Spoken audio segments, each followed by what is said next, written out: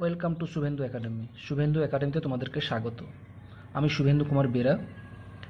আজ আমি সপ্তম শ্রেণীর ভগ্নাংশের বর্গমূল এই চ্যাপ্টারটি আলোচনা করব।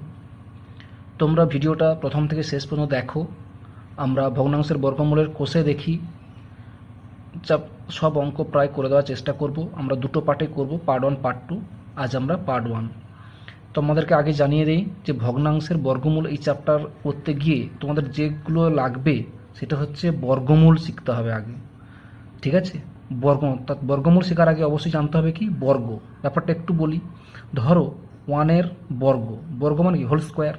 1-এর স্কোয়ার কত হয় 1, 2 স্কোয়ার কত হয় 4, 3-এর স্কোয়ার 9, 4-এর স্কোয়ার 16, 5-এর square 25, 6 square 36, 7 square 49, 8 square 64, 9 square 81, 10 square 100। এটা আমরা বর্গ জানি, তাই তো? এবার আমরা শিখব কি বর্গমূল। বর্গমূল চিহ্নটা নিশ্চয়ই মনে আছে, এই হচ্ছে বর্গমূল, এটা হচ্ছে বর্গমূল চিহ্ন। ওকে, এগুলো নিশ্চয়ই জানো, তাও বলে দিচ্ছি। তাহলে এই বর্গ থেকে বর্গমূল যাব কি করে? ঠিক উল্টোটা করব। উল্টোটা মানে শুধু এখানে 1 রাখবো, এর উপরে বর্গমূল চিহ্ন দিয়ে দেবো। ব্যাপারটা কীরকম দেখো, এদিকে থাকলো 1, তাহলে এই 1-এর বর্গমূল চিহ্ন দিয়ে দিলাম, এই বর্গমূল চিহ্ন দিলাম। তাহলে কি হলো 1-এর বর্গমূল কত হয়ে গেল 1, ঠিক আছে? যা আছে তাহলে এখানে দেখো কী রাখবো, এখানে 2কে 2 রেখে দেবো, আর এটার 4-এর উপর এই স্কোয়ারটা এদিকে নিয়ে এসে এই বর্গমূল দিয়ে দেবো, 4-এর বর্গমূল। তাহলে 4-এর বর্গমূল কী হলো 2, ঠিক আছে? প্রত্যেকটা এইভাবে করবো। 3, 9-এর বর্গমূল, 9-এর বর্গমূল কত না 3, তো 4, এবারে 16, 16-এর বর্গমূল কত না 4। এইভাবে সবগুলো আমরা পরপর করে করে নেব। ওকে, 6, 36, 7, 49, 8, 64, 9, 81, আর 10 মানে 100 বর্গমূল হচ্ছে 100। এগুলো মোটামুটি আমরা সবাই জেনে গেছি, ঠিক আছে? এগুলো জানলেই আমাদের মোটামুটি চলবে। তাহলে প্রত্যেকটা 1, 4, 9, 16, 25, 36, 49, 64, 81, 100 এগুলোর বর্গমূল আমরা জেনে গেলাম। 1, 2, 3, 4, 5, 6, 7, 8, 9, 10 এগুলো আমরা সব জেনে গেলাম, ঠিক আছে? বর্গমূল জেনে গেলাম। এরপরে আমরা নিশ্চয়ই তোমরা শিখেছো ভাগ পদ্ধতির বর্গমূল করা। কি পদ্ধতিতে? ভাগ পদ্ধতি, ঠিক আছে? আমরা সেটা শেখাবো। আমরা কিছু অঙ্ক শুরু করলে ওখানেই আমরা অঙ্ক করতে করতে আমরা ভাগ পদ্ধতি কী করে বর্গমূল করতে হয় সেগুলো আমি তোমাদেরকে শেখাবো। উৎপাদক দিয়েও বর্গমূল করা হয়, তা সব থেকে সুবিধা হবে বড় অঙ্কগুলো যখন করবো তখন আমরা ভাগ পদ্ধতি করলে অনেকটাই সুবিধা হয়, ঠিক আছে? চলো আমরা অঙ্ক দেখে নিই। কোশ্চেন দেখি যে অঙ্কগুলো দেখো, প্রথম যে অঙ্কটা আছে একটু দেখে নাও। প্রথম কোশ্চেনটা দেখে নাও। বলেছে একটি বর্গক্ষেত্রের ক্ষেত্রফল দেওয়া আছে 1098/625 বর্গ সেমি। একটা বর্গক্ষেত্রের ক্ষেত্রফল দেওয়া আছে এটা। বলছে বর্গক্ষেত্রের একটি বাহুর দৈর্ঘ্য কত সেমি হবে হিসাব করি। মানে একটি বাহুর দৈর্ঘ্য বের করতে বলেছে। তাহলে একটি বাহু যখন ক্ষেত্রফল দেওয়া আছে, তাহলে একটি বাহু বের করতে হলে কী করতে হবে না, এইটার বর্গমূল করে দিতে হবে। তার কী লিখবো না, অতএব একটি বর্গক্ষেত্রের একটি বাহুর দৈর্ঘ্য সমান রুটোভার, মানে এটাকে বলা হয় বর্গমূল চিহ্ন, ঠিক আছে? 1098/625। এটা খেয়াল করে তোমাদের একটু এখানে বলে দিই না, √a/b, এটা একটা ভগ্নাংশ নিশ্চয়ই জানো। এটাকে a/b ফর্ম হলে তাকে আমরা বলবো ভগ্নাংশ। অবশ্যই বিটা নট ইকুয়াল টু 0 হতে হবে। তাই এটা একটা ভগ্নাংশ, এই ভগ্নাংশের বর্গমূল করা হচ্ছে। এটা মানে কি না, প্রত্যেকটার বর্গমূল হবে এর বর্গমূল ডিভাইডেড বাই বি বর্গমূল। উপরেও বর্গমূল হবে, নিচেরও বর্গমূল হবে, ঠিক আছে? বুঝতে পেরেছো? ঠিক একই রকমভাবে আমাদের যে অঙ্কটা দেওয়া হয়েছে দেখো, এই অঙ্কটা বর্গমূল। তাহলে কী হবে না 1098/625। আমি এখানে করে দিয়েছি উৎপাদক দিয়ে। 1098কে উৎপাদকে ভাঙলে এইভাবে হবে 3 গুণিতক 3 গুণিতক 11 গুণিতক 11, আর নিজে 625 লিখতে পারি 5 গুণিতক 5 গুণিতক 5 গুণিতক 5।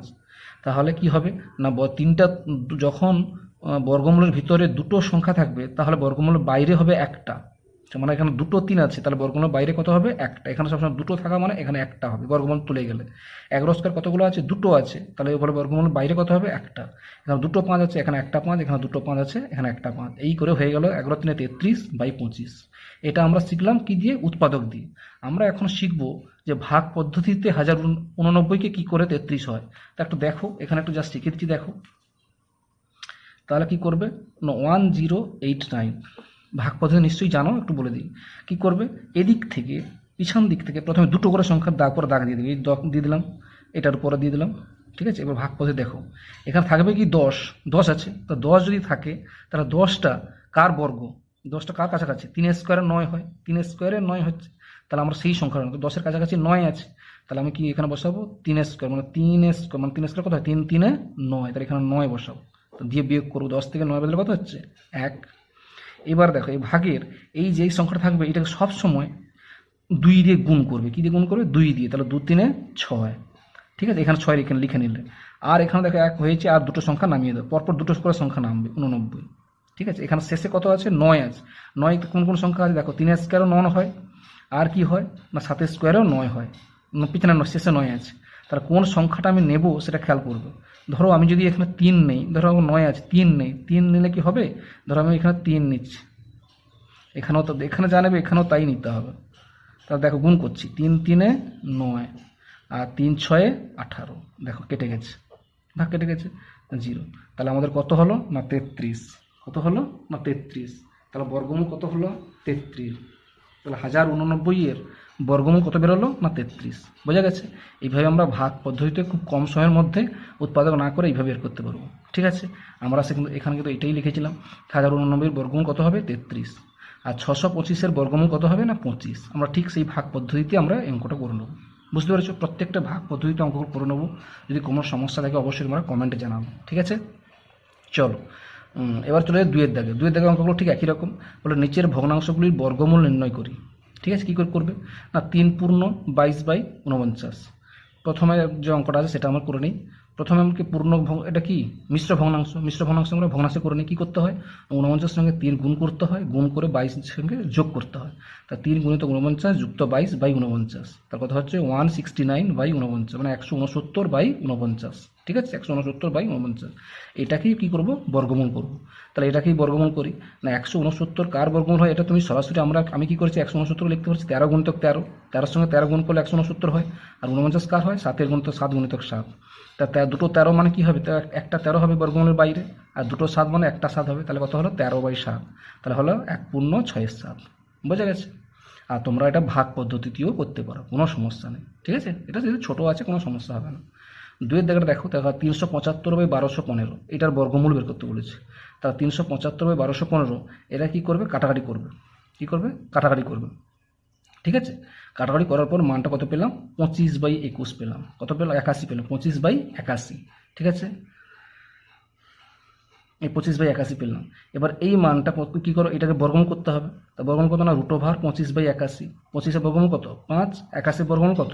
9। সরাসরিও লিখে দিতে পারো, কোনো সমস্যা নেই। সবসময় যে ভগ্নাংশ দেওয়া থাকবে ওটা আগে ছোটো করো, লঘিষ্ঠ আকারে করো, ছোটো আকারে করে নেবে। ছোটো করার পর ক্যালকুলেশনটা করে নেবে। ঠিক আছে, বোঝা গেছে? ব্যাস। 3 নম্বর দেওয়া আছে দেখো, 6 পূর্ণ 433/676। এটাকে আমরা কি করব? সেই একই রকমভাবে মিশ্র ভগ্নাংশকে ভগ্নাংশ করে নেবো। এটার সঙ্গে এটা গুণ করবো, যুক্ত 433 করে নিলাম। এটা করে নিলাম। দেখো এখানে খুব বড় একটা সংখ্যা এসছে, কত? 4489/676। ঠিক আছে, তাহলে এটার বর্গমূল করবো। তো এটার বর্গমূল, তো এটা বর্গমূল করলে আমার মানটা আসবে কত? 67 গুণিতক 67, আর নিচে হবে 26 গুণিতক 26। মানে এটার বর্গমূল করলে হবে ভাগ পদ্ধতিতে কত হচ্ছে? 67 হবে, আর 676কে বর্গমূল করলে হবে কত? 26। এটা তোমরা ভাগ পদ্ধতিতে করে নেবে, সুবিধা হবে ভাগ পদ্ধতিতে। ভাগ পদ্ধতি যদি না জানো আমি অবশ্যই কমেন্টে জানাবে, আমি আবারও একবার শিখিয়ে দেবো।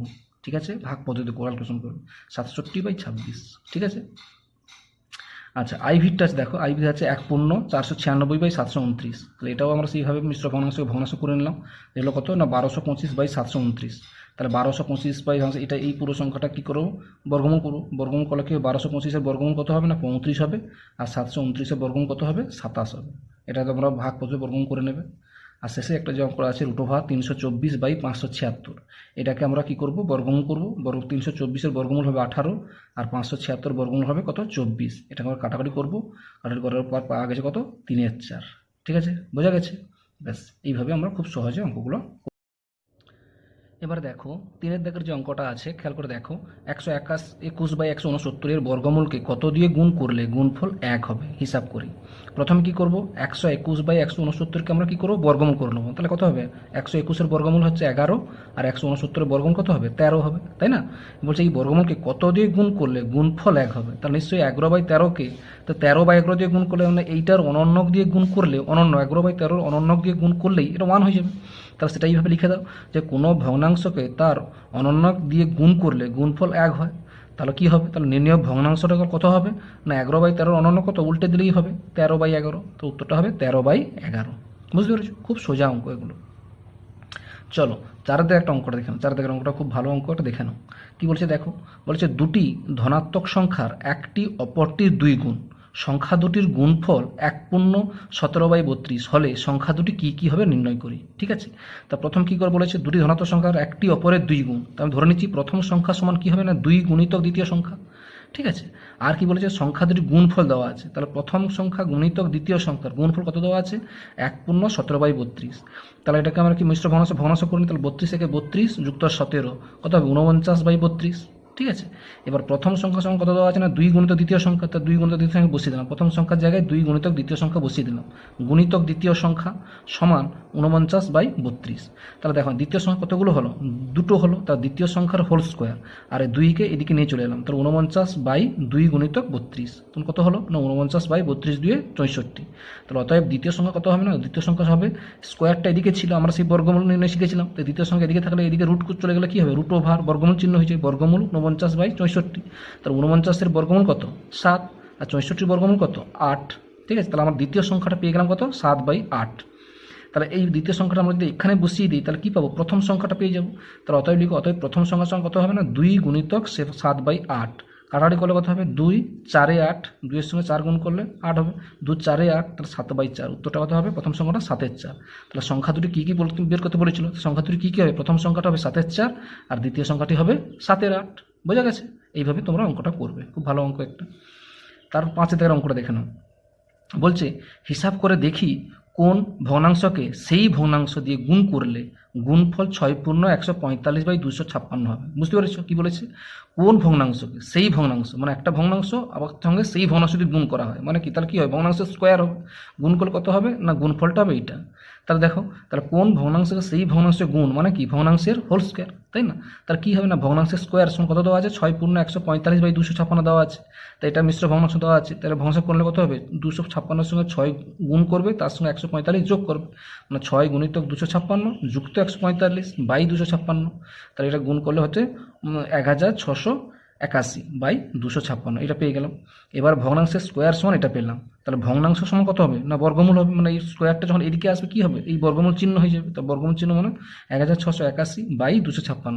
ভাগ পদ্ধতিতে 1681-কে ভাগ পদ্ধতিতে করলে পাচ্ছি 41, আর 256-কে ভাগ পদ্ধতি 256-এর বর্গমূল কত হচ্ছে না 16। বুঝতে পেরেছো, তোমরা ভাগ পদ্ধতিতেই অঙ্কগুলোকে পড়বে, খুব সহজে পেয়ে যাবে, না হলে কিন্তু উৎপাদক করলে খুব বড় হবে। ওকে, তাহলে আমরা 1681-র বর্গমূল পেয়ে গেলাম 41, আর 256 বর্গমূল পেয়ে গেলাম কত 16। ওকে, চলো লাস্ট আরেকটা অঙ্ক করি। 6 অঙ্কটা দেখো কি বলেছে, বলছে হিসাব করে দেখি 49/91 কে কোন ভগ্নাংশ দিয়ে গুণ করলে গুণফলের বর্গমূল 1 হবে। কি মানে বুঝতে পারছো, মানে এই 49/91-কে কোন ভগ্নাংশ দিয়ে গুণ করলে গুণফল যেটা হবে তার বর্গমূল 1 হবে।